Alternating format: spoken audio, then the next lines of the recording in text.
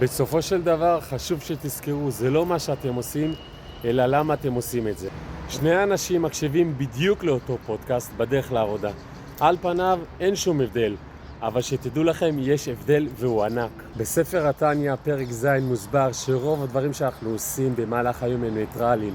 הם לא בהכרח טובים או רעים, הם פשוט קורים. מה שקובע אם הפעולה הזאת תרים או תקדם אותנו, או סתם תהיה בזבוז של זמן ואנרגיה, זו אך ורק הכוונה שלנו. זוכרים את שתי החבר'ה שהקשיבו לפודקאסט ברכב? הראשון הקשיב רק כדי להעביר את הזמן או לסמן וי, עוד רגע שחלף, פרח ונעלם בלי שום ערך שיקדם אותו. השני עשה את זה מתוך כוונה ברורה לקבל כלים שיעזרו לו להתקדם, להצליח ולהשתפר.